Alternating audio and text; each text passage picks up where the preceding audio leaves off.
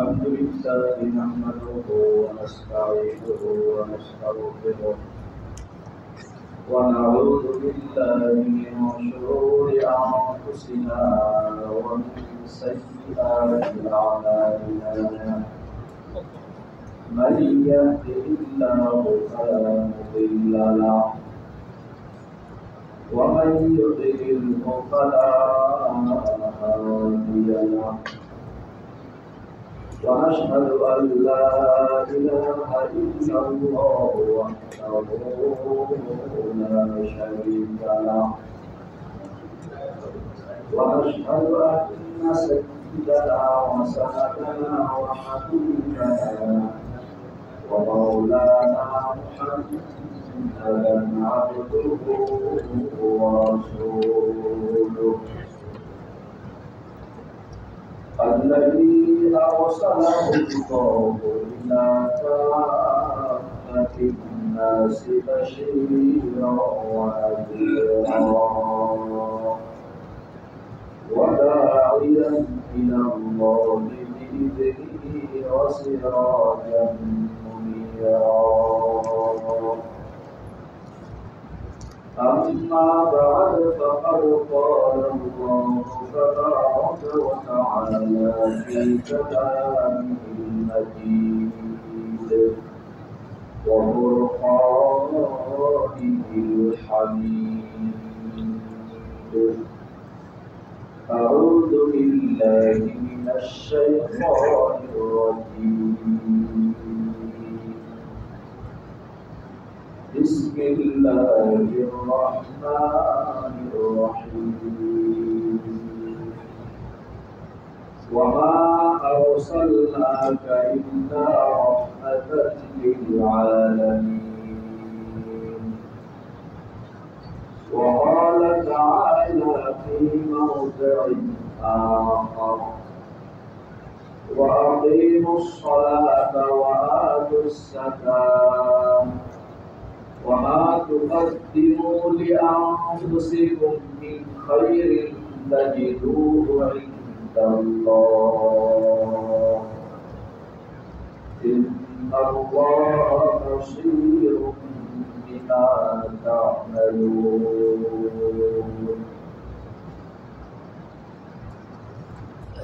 وقال رسول الله صلى الله عليه وسلم لا يؤمن أحدكم حتى أكون أحب إليه من والده وولده والناس أجمعين وقال رسول الله صلى الله عليه وسلم الصدقة ترد البلاء أو كما قال عليه الصلاة والسلام اللهم صل على محمد وعلى آل محمد كما صليت على إبراهيم وعلى آل إبراهيم إنك حميد مجيد اللهم بارك على محمد وعلى آل محمد كما باركت على إبراهيم وعلى آل إبراهيم إنك حميد مجيد محترم حاضرین সর্বপ্রথম আমরা সেই মহান আল্লাহ রাব্বুল আলামিনের আলিশান দরবারে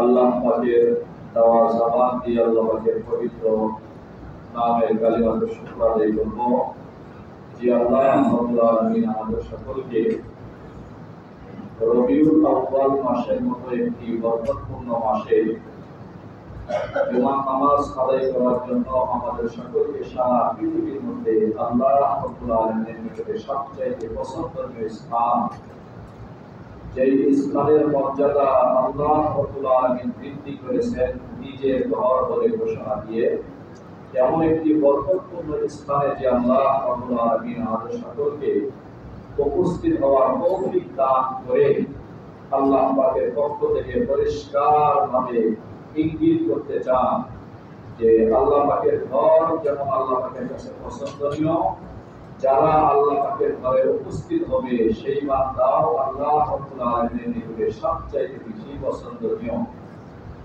তেমন বরকতপূর্ণ ঘরে যে আল্লাহ রাব্বুল আলামিন আমাদের সকলকে উপস্থিত হওয়ার তৌফিক দান করেছেন, সেই আল্লাহ পাকের শুকর জবান খুলে উচ্চ আওয়াজে আদায় করি আলহামদুলিল্লাহ। মুহতারাম হাজিরিন, কোন প্রকার আবেদন এবং দরখাস্ত করা ছাড়া যে আল্লাহ রাব্বুল আলামিন আমাদের সকলকে আখিরি জামানার পয়গম্বর মুহাম্মদুর রাসূল সাল্লাল্লাহু আলাইহি ওয়াসাল্লামের উম্মত হওয়ার মতো এত মহামূল্যবান মর্যাদা এবং এত দামি গুণ এবং সিফাত আল্লাহ রাব্বুল আলামিন আমাদেরকে দান করেছেন যে আমরা শেষ নবীর উম্মত হয়ে শ্রেষ্ঠ নবীর জ্যেষ্ঠ উম্মত হিসাবে স্বীকৃতি অর্জন করতে পেরেছি। এই জন্য মহাব্বতের সাথে দরদ করা কণ্ঠে রাসূল আকরাম সাল্লাল্লাহু আলাইহি ওয়াসাল্লামের শানে দরুদ শরীফ পড়ি সাল্লাল্লাহু আলাইহি ওয়াসাল্লাম। মুহতারাম হাজিরিন, আল্লাহ রাব্বুল আলামিন নবুয়তের ধারাবাহিকতা শুরু করেছিলেন হযরত আদম আলাইহিস সালাতু ওয়াস সালামের মাধ্যমে। হযরত আদম আলাইহিস সালাতু ওয়াস সালাম যেভাবে সর্বপ্রথম মানুষ ছিলেন, ঠিক তেমনি ভাবে হযরত আদম আলাইহিস সালাতু ওয়াস সালাম ছিলেন সর্বপ্রথম নবী। নবুয়তের ধারাবাহিকতা আল্লাহ রাব্বুল আলামিন হযরত আদম আলাইহিস সালাতু ওয়াস সালামের মাধ্যমে শুরু করেছিলেন। এভাবে চলতে চলতে চলতে চলতে সর্বশেষ নবী মুহাম্মদুর রাসূল সাল্লাল্লাহু আলাইহি ওয়াসাল্লামের পূর্বে যে নবী দুনিয়াতে এসেছিলেন, এই নবীর নাম হযরত ঈসা আলাইহিস সালাতু ওয়াস সালাম। হযরত ঈসা আলাইহিস সালাতু ওয়াস সালাম দুনিয়া থেকে আল্লাহ পাক উঠিয়ে নেওয়ার পরে আসমানে আল্লাহ পাক হযরত ঈসা আলাইহিস সালাতু ওয়াস সালামকে উঠিয়ে নিয়েছেন। হযরত ঈসা আলাইহিস সালাতু ওয়াস সালাম যে আসমানে উঠিয়ে নেওয়ার পর থেকে নিয়ে মুহাম্মদুর রাসূল সাল্লাল্লাহু আলাইহি ওয়াসাল্লামের দুনিয়াতে আসা আগ পর্যন্ত এই মধ্যবর্তী সময়টাকে বলা হয় আইয়ামে জাহিলিয়ত বা মূর্খতার যুগ। এই মূর্খতার যুগে মানুষের মধ্যে যত খারাপ অভ্যাস, মানুষের মধ্যে যত খারাপ বিস্তার লাভ করতে পারে সবকিছু বিস্তার লাভ করেছিল, সমস্ত খারাপ গুণ। এমনকি এক কথায় বললে এভাবে বলা যেতে পারে, মানবতা বলতে মানুষের মধ্যে কিছু ছিল না।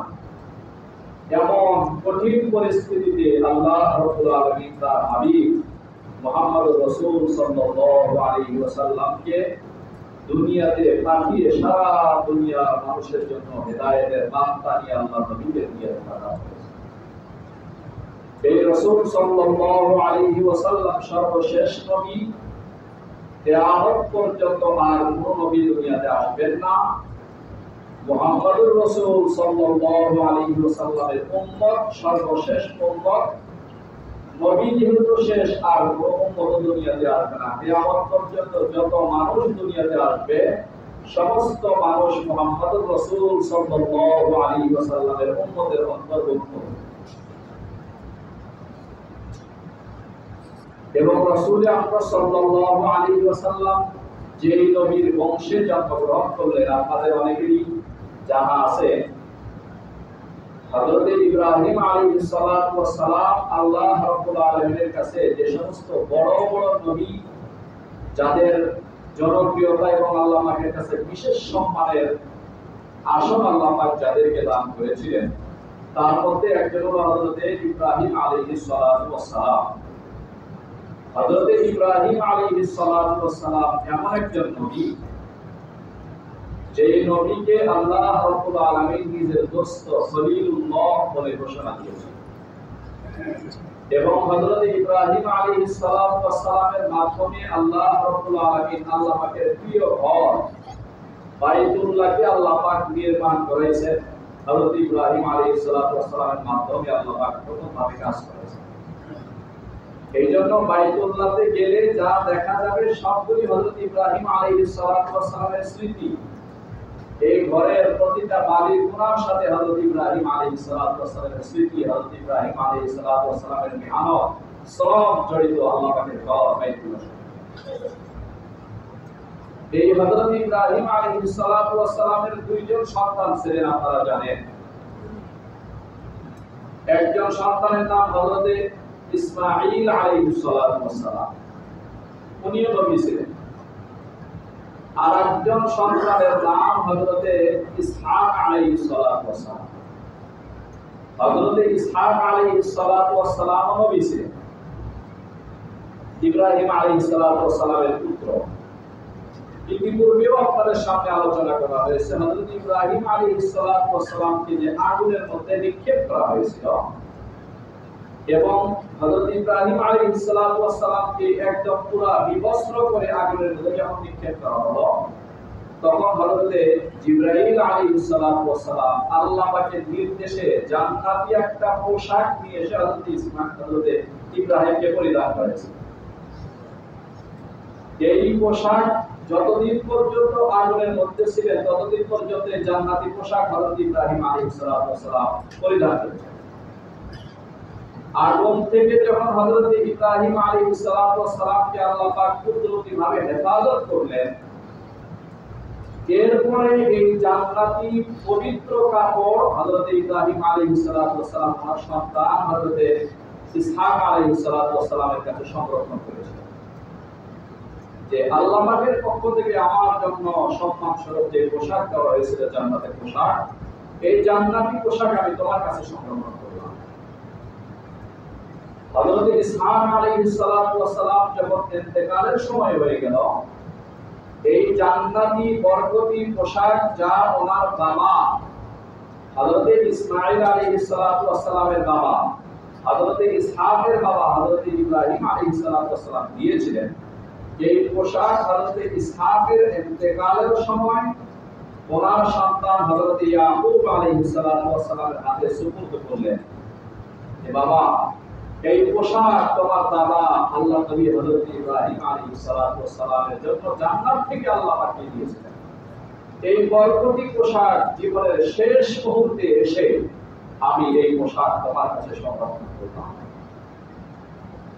হযরত ইয়াকুব আলাইহিস সালাতু ওয়াস সালামের 12 জন শুধু ছেলে সন্তানই ছিল।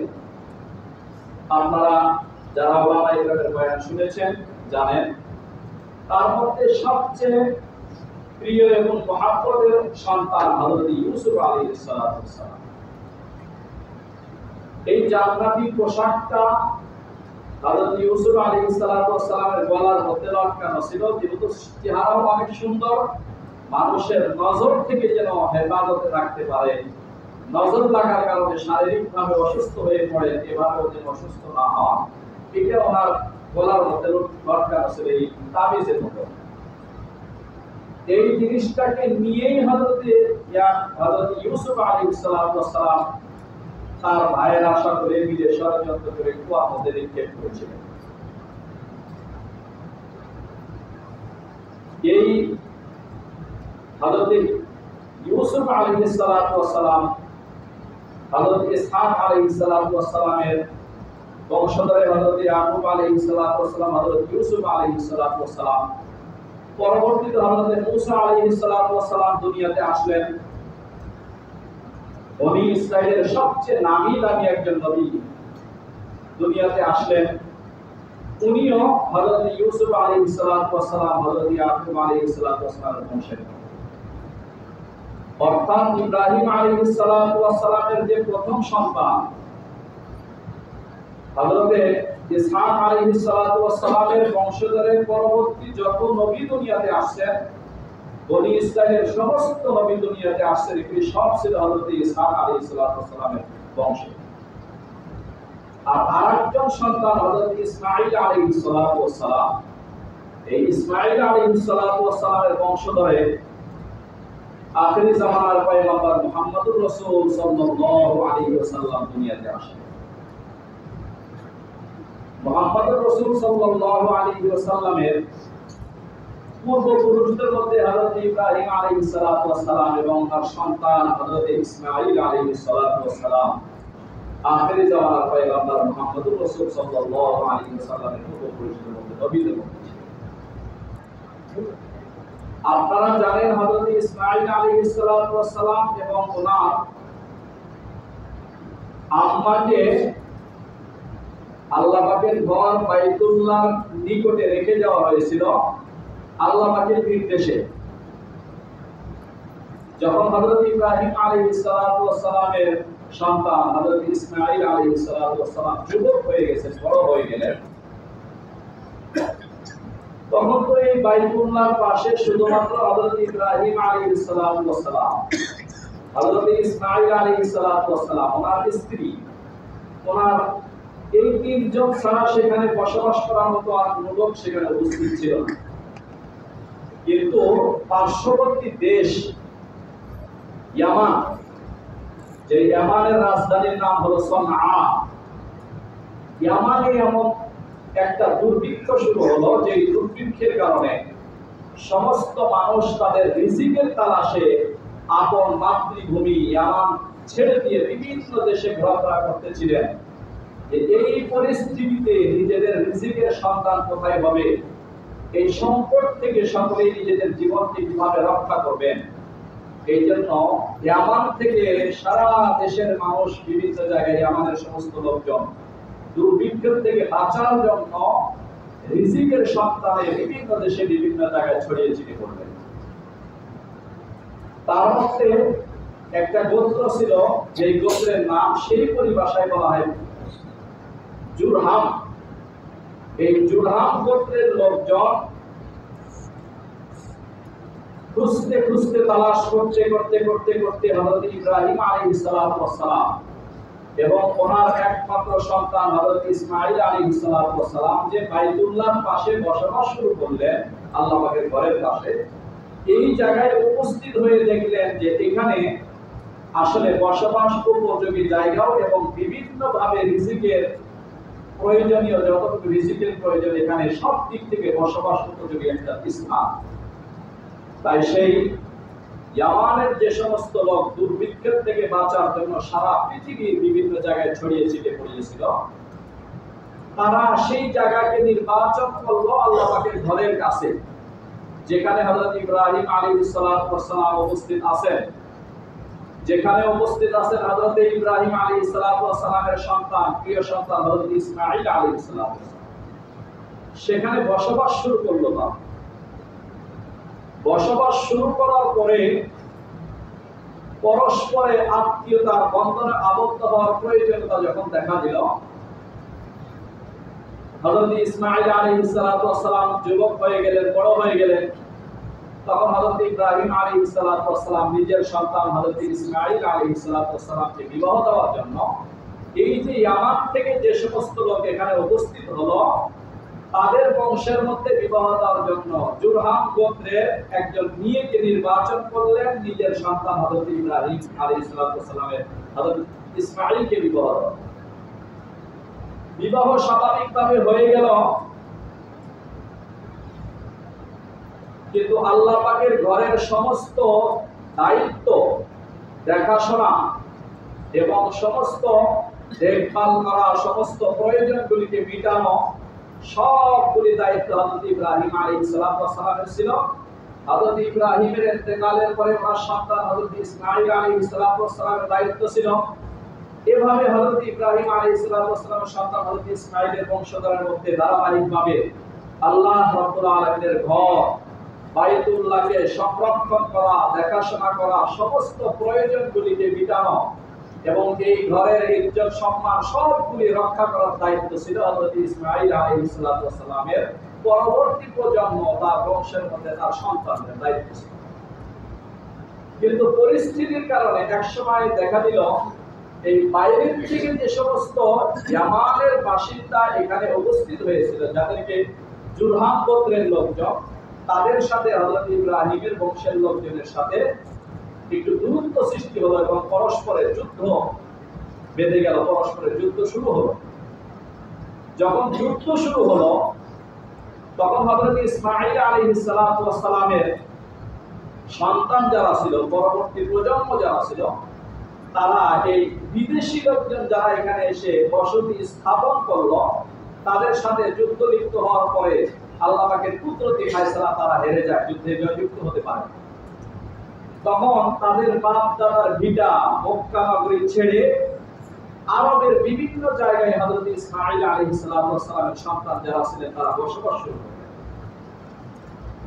আর এই বিদেশি লোকজন যারা ইয়ামান থেকে এখানে যারা এসেছিল, যাদেরকে বলা হয় জুরহাম গোত্রের লোকজন, তারা এখানে রাজত্ব এবং শাসন কায়েম করতেছিল।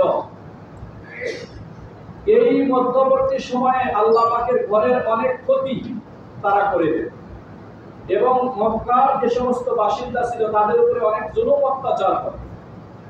জুলুম অত্যাচার করার কারণে এই মক্কা নগরীর যে সমস্ত বাসিন্দা ছিল তারা তাদের জুলুম থেকে নিজেদেরকে রক্ষা করার জন্য এক সময় তাদের মনের কষ্ট দুঃখগুলি প্রকাশ করার স্বার্থে সকলে সম্মিলিতভাবে বর্তমান প্রশাসন এবং বাইতুল্লাহর জিম্মাদারিতে যারা আছে এই জুরহাম গোত্রের লোকজন তাদের বিরুদ্ধে যুদ্ধ ঘোষণা করে। যুদ্ধ ঘোষণা করার পরে তারা যখন দেখলো যে আমাদের বাইতুল্লাহ শরীফের দেখভাল করা, আল্লাহ পাকের ঘরের জিম্মাদারি এবং দায়িত্বে যে আমরা এতদিন যাবত পালন করে যাচ্ছি, এটা আসলে স্থানীয় লোকজন এবং আমাদেরকে কেউ চায় না। তখন তারা চেষ্টা করলো আমরা আল্লাহ পাকের ঘরের এই জিম্মাদারি থেকে আমরা মুক্ত হয়ে যাব, জিম্মাদারি ছেড়ে দিব, কিন্তু পরবর্তী কেউ যেন এখানে এসে সুন্দরভাবে দায়িত্ব পালন না করতে পারে সেই চক্রান্ত আমরা খুব গভীরভাবে করব। তখন তারা আল্লাহ পাকের ঘরের ভিতরে অনেক ঐতিহাসিক জিনিসপত্র সংরক্ষিত ছিল, এগুলি সহ জমজম কূপের ভিতরে দাফন করে জমজম কূপের ওয়ালগুলিকে এমন ভাবে নিশ্চিহ্ন করে দেওয়া হলো যে স্বাভাবিক মাটির সাথে এগুলি মিশে গেল, বোঝার কোনো উপায় ছিল না যে এখানে কোনো কূপ ছিল কিনা। এই অবস্থায় তারা রেখে মক্কা থেকে তারা মানুষের আন্দোলনের মুখে, প্রতিরোধের মুখে নিজেদেরকে ধরে রাখতে না পেরে তারা এখান থেকে রাতারাতি বিতাড়িত হয়ে চলে গেল। আবার আল্লাহ পাকের ঘরের দায়িত্ব হযরত ইসমাঈল আলাইহিস সালামের বংশধর যারা ছিলেন তারা আল্লাহ পাকের ঘরের দায়িত্ব আবার শুরু করলেন। আল্লাহ পাকের ঘরের সমস্ত দেখভাল এবং তাদের বাপ দাদা যেভাবে আল্লাহ পাকের ঘরের সম্মান ইজ্জত রক্ষা করে দিয়েছেন, এভাবে তারা দায়িত্ব পালন শুরু করলেন। কিন্তু মাঝখানে আল্লাহ পাকের ঘরের পাশে যে জমজম কূপ ছিল, এই কূপ যে মাটির নিচে দাফন করে দেওয়া হয়েছে, এই বিষয়টির প্রতি তারা আর খেয়াল করলো না। খেয়াল না করার কারণে এই ধারাবাহিকভাবে হযরত ইসমাঈল আলাইহিস সালামের বংশধর আল্লাহ পাকের ঘরের দায়িত্ব পালন করতে করতে যখন আল্লাহ নবীর দাদা হযরত আব্দুল মুত্তালিবের কাছেই দায়িত্ব ন্যস্ত করা হলো, তখন হযরত আব্দুল মুত্তালিব আরব জাহানের মানুষের কাছে তার বুজুর্গি এবং তার আমানতদারি, তার ব্যক্তিত্ব, সম্মান মানুষের কাছে এতটাই সুখ্যাতি অর্জন করতে সক্ষম হয়েছিলেন, সেই কালে যদি আকাশ থেকে বৃষ্টি বর্ষণ বন্ধ হয়ে যেত, এত রৌদ্রের কারণে, তাপের কারণে আরব জাহানের মানুষ এবং বিভিন্ন সময় দুর্ভিক্ষ শুরু হতো, তখন আল্লাহ নবীর দাদা হযরত আব্দুল মুত্তালিবকে উঁচু পাহাড়ের উপরে বসিয়ে আরব জাহানের সমস্ত মানুষ আল্লাহ পাকের কাছে দোয়া করতে লাগলো, আমাদের এই আরব জাহানের মধ্যে সবচেয়ে বুজুর্গ এবং সবচেয়ে আমানতদার, যার কথা যার আখলাক সবের প্রতি আমরা সকলেই আস্থাবান, এই আব্দুল মুত্তালিবের বরকতে আসমান থেকে আপনি যে বৃষ্টি বর্ষণ বন্ধ করে দিয়েছেন, দয়া করে আব্দুল মুত্তালিবের বরকতে আমাদের বৃষ্টি আবার চালু করুন। এভাবে সকলেই যখন দোয়া করত, হযরত আব্দুল মুত্তালিবের বরকতে আল্লাহ পাক আসমান থেকে বৃষ্টি দিয়ে আরব জাহানের সমস্ত মানুষের প্রয়োজনগুলিকে আল্লাহ মিটে দেন। এই আব্দুল মুত্তালিব যখন আল্লাহ পাকের ঘরের দায়িত্ব নিলেন, তার কাছে দায়িত্ব ন্যস্ত করা হলো, সুপুর্দ করা হলো, তখন উনি এই দায়িত্ব নেওয়ার পরে আল্লাহ পাকের ঘরের সবসময় বেশি বেশি সময় দেওয়ার চেষ্টা করেন।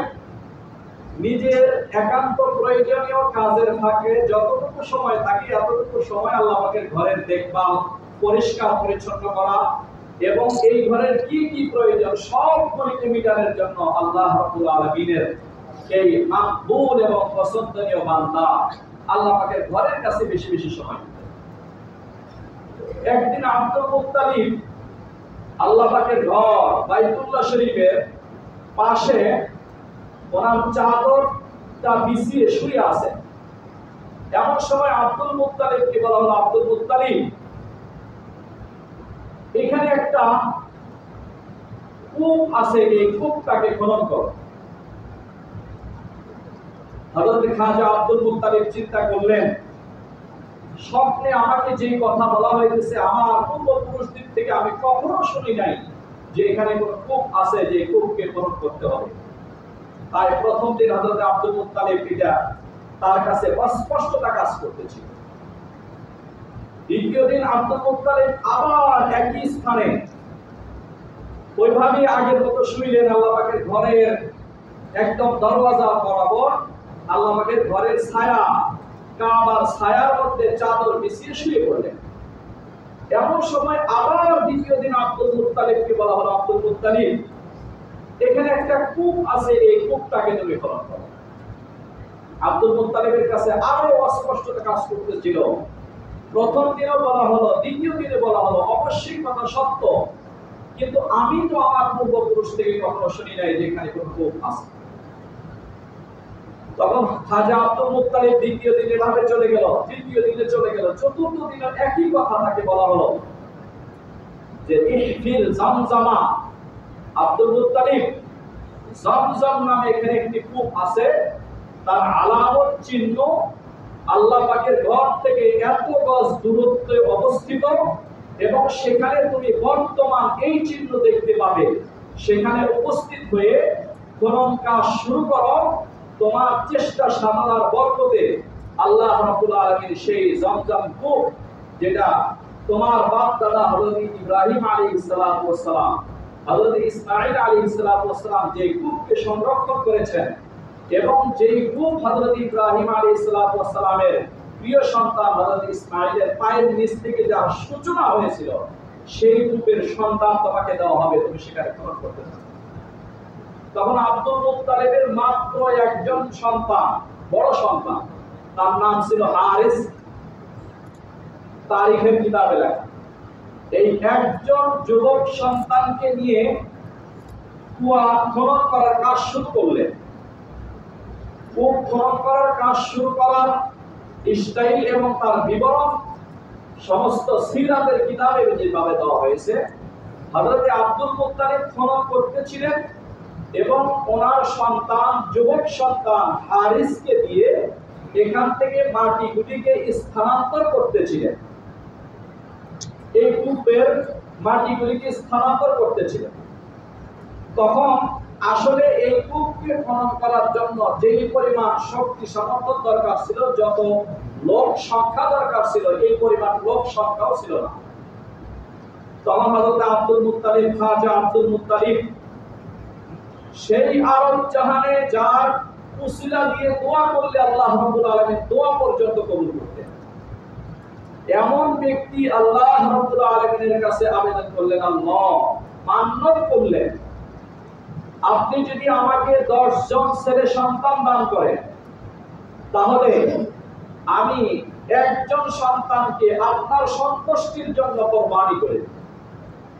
এভাবে মান্নত করেছেন, দোয়া করেছেন, এমন একটি বরকতপূর্ণ কাজ, যে কাজ করার জন্য হযরত ইব্রাহিম আলাইহিস সালাতু ওয়াস সালামের বংশধরের মধ্যে হযরত আব্দুল মুত্তালিবকে 4 লাখ পর্যন্ত 4 বার শব্দের মাধ্যমে তাকে সতর্ক করা হয়েছিল উনি শেষ পর্যন্ত স্বপ্নের বিষয়টি নিশ্চিত হয়ে কাজ শুরু করে দিয়েছেন।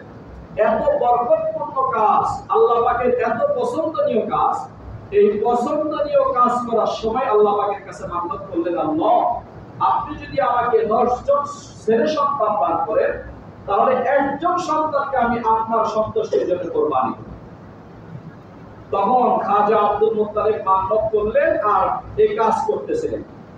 কাজ করতে করতে করতে করতে স্বপ্নে যেভাবে বলা হয়েছে এভাবে আব্দুল মুত্তালিবের সামনে ওই জমজম কূপের এই মাটির গভীরে জমজম কূপের যে ওয়াল ছিল, বাউন্ডারি ছিল, এই ওয়াল হঠাৎ করে মাটির নিচ থেকে অস্পষ্ট ভাবে বলে হতে খাজা আব্দুল মুত্তালিব যখন বিষয়টি বুঝতে পারলেন এবং নিশ্চিত হলেন যে এখানে যেই কূপের কথা বারবার আমাকে স্বপ্নে বলা হয়েছিল, এই কূপ আমি খনন করতে গিয়ে আমার স্বপ্নের বাস্তবতা প্রমাণিত হলো যে এই জমজম কূপ এখানে বের হয়ে আসতেছে। তখন উনি নারায়ে তাকবীর আল্লাহু আকবার বলে ওনার জবান থেকে খুশিতে অনিচ্ছাকৃতভাবে আল্লাহু আকবার আল্লাহু আকবার আল্লাহু আকবার আওয়াজ এবং ধ্বনি বের হচ্ছে। তখন উনি জমজম কূপের কাজ খনন করা শেষ করলেন। এখান থেকে পানি বের হতেছিল, ভিতরে অনেক আবর্জনা, অনেক জিনিস দিয়ে এটাকে আজীবন যেন বন্ধ রাখা হয়, এর সন্তান যেন কেউ না খুঁজে পায় এই ব্যবস্থা করা হয়েছে। কোনোভাবে এক কোণা দিয়ে একটু পানি বের হতেছিল, সেখান থেকে পানি সংগ্রহ করে এর আশেপাশে ছোট্ট কিছু হাউস তৈরি করলেন খাজা আব্দুল মুত্তালিব। এই হাউসের মধ্যে জমজম কূপের পানিগুলি সেখান থেকে নিয়ে হাউসের মধ্যে বিভিন্নভাবে রেখে দিয়েছিলেন।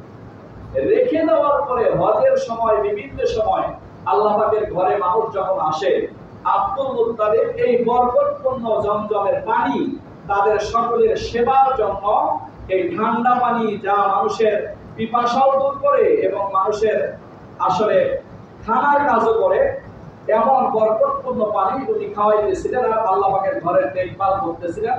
যতটুকু সময় পান অবশিষ্ট সময় এসে শুধু আল্লাহ পাকের ঘরের আশেপাশে থাকেন, আল্লাহ পাকের ঘরের কি প্রয়োজন এগুলি দেখাশোনা করতেছিলেন।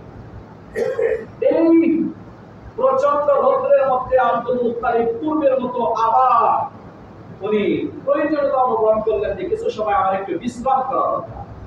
বিশ্রাম করার জন্য ওনার চাদর বিছিয়ে আল্লাহ পাকের ঘরের ছায়ার মধ্যে শুয়ে আছেন।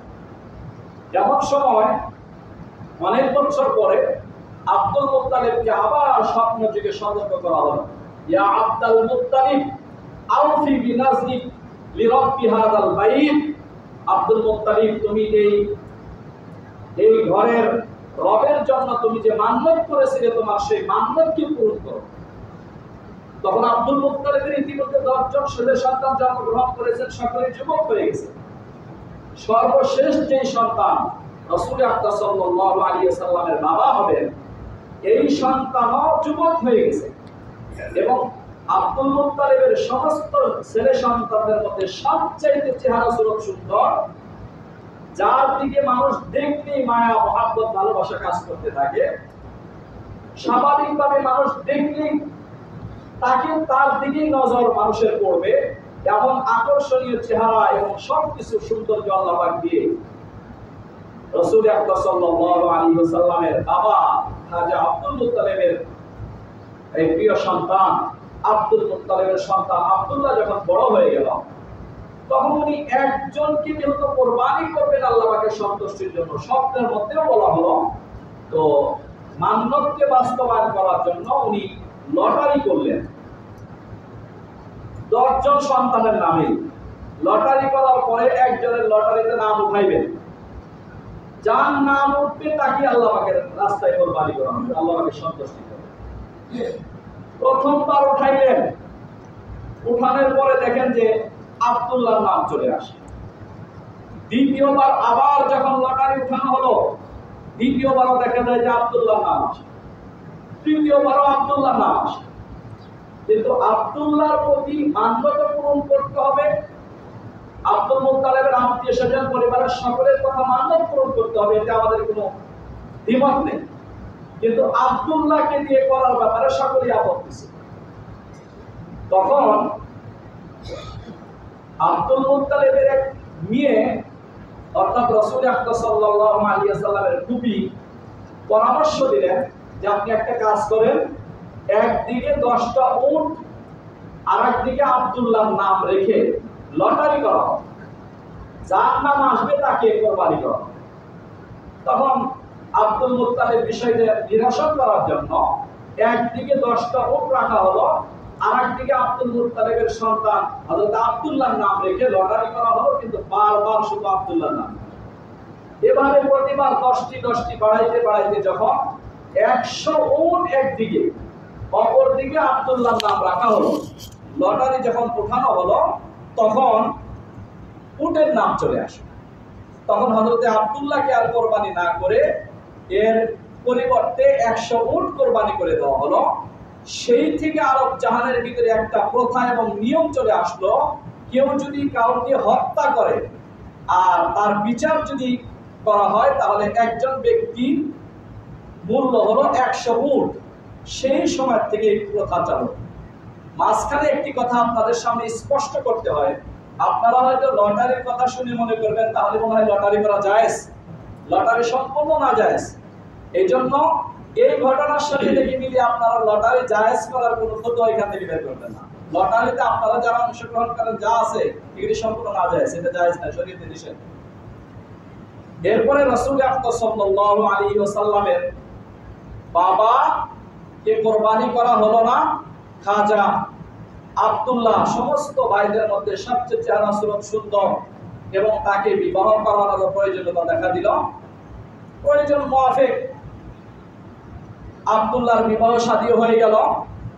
বিবাহ হওয়ার পরে রাসূল আকরাম সাল্লাল্লাহু আলাইহি ওয়াসাল্লামের বাবা, আরব জাহানের মানুষের অভ্যাস ছিল, তাদের আরবের সমাজ, আরব জাহান চলতে হলো ব্যবসা নির্ভরশীল ছিল। আরেকজনের চাকরি করত, চাকরির টাকার মাধ্যমে চলতো। আরব জাহানের মানুষের এই অভ্যাস ছিল না। তাদের অভ্যাস এবং তাদের সবচাইতে বড়, যত মানুষ ক্ষুদ্র যদি সামান্য টাকার মালিকও আছে, সে অপরের সাথে টাকা পয়সা দিয়ে যৌথ টাকা পয়সার মাধ্যমে ব্যবসা বাণিজ্যের জন্য কাউকে পাঠানো হইল দূরে।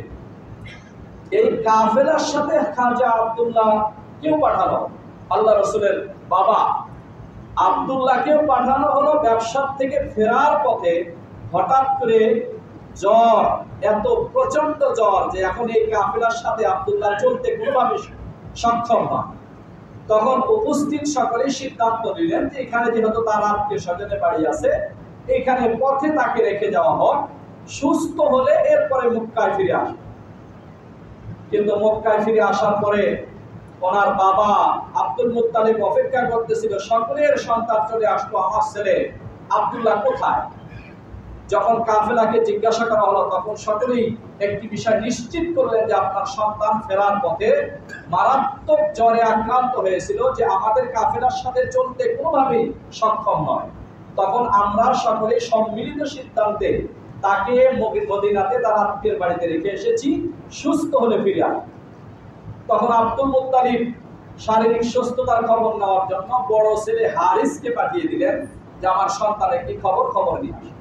ওখানে গিয়ে উপস্থিত খবর পাইলেন যে হযরত আব্দুল্লাহ ইন্তেকাল হয়ে গেছে।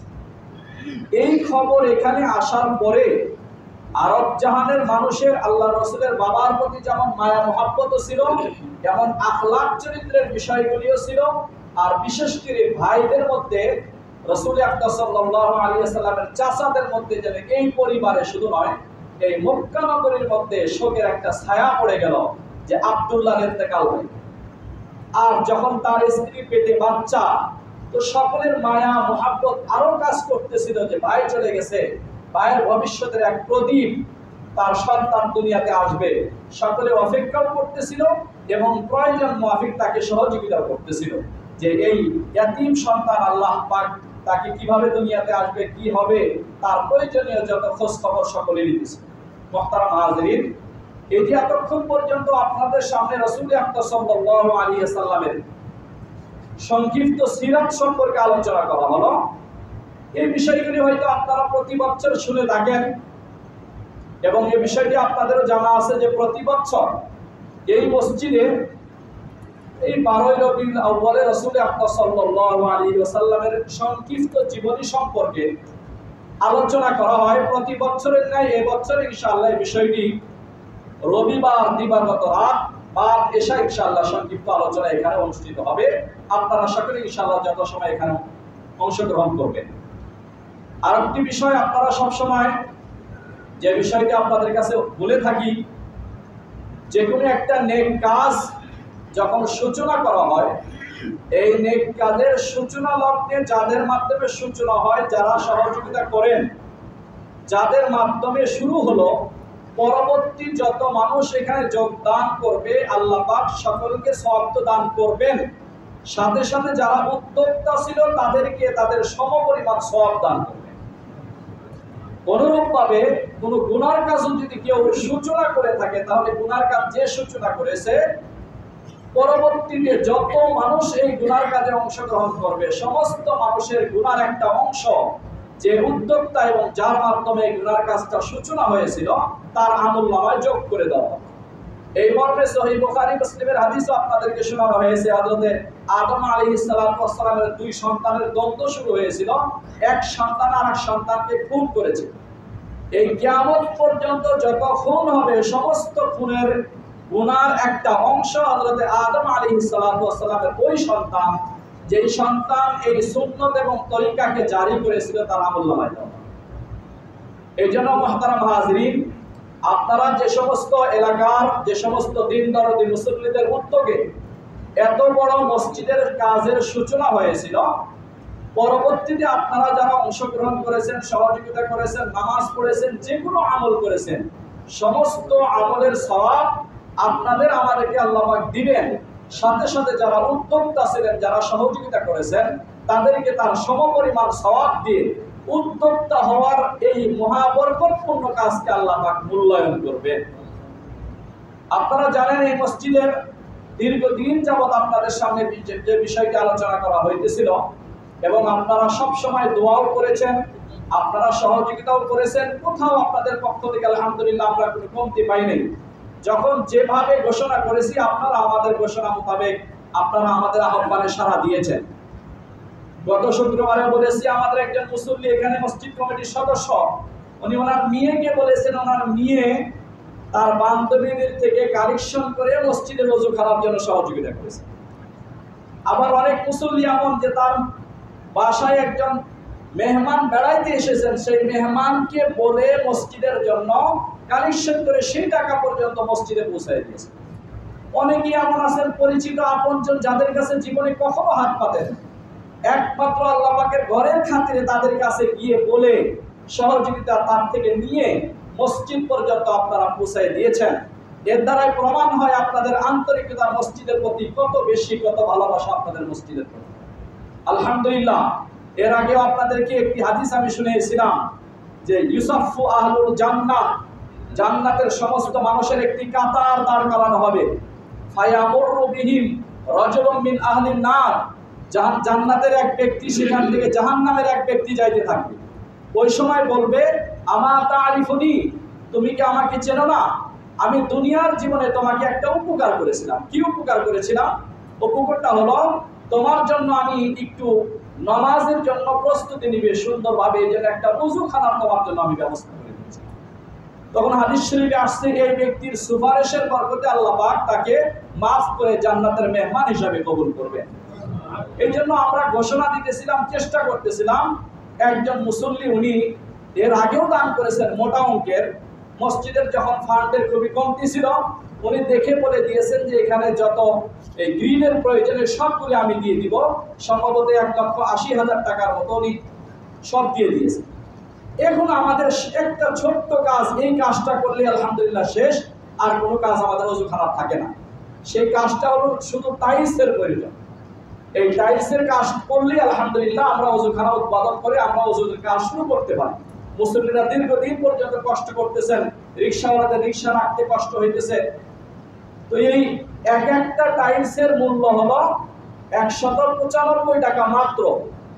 তো আমরা আপনাদের কাছে একটি বিষয় শুধু আবেদন করতে চাই, আপনারা সকলেই যদি, যে একজন মুসল্লিও আমরা এমন থাকবো না যে একটা মাত্র টাইলস আমি দিতে পারি না। সর্বনিম্ন সকলের কাছে আমরা একটা করে টাইলস শুধু চাই, যার মূল্য 195 টাকা। এভাবে যদি আমরা সকলে একটু সহযোগিতা করি, তাহলে আল্লাহ পাকের ফজল করমে আমরা যত মুসল্লি আছি আশা করি সমস্ত টাইসের যা প্রয়োজন সব মিটে যাবে। এবং আপনারা এতদিন পর্যন্ত সহযোগিতা করেছেন, আশা করি আজকেও আপনারা সহযোগিতা করে এই শেষ কাজটুকু আপনাদের সকলের আন্তরিকতা ভালোবাসায় শেষ হবে এবং আমরা ইনশাআল্লাহ ওযুখানা উদ্বোধন করে সব কাজ শুরু করতে পারি। আল্লাহ পাক আমাদের সকলকে তৌফিক দান করে।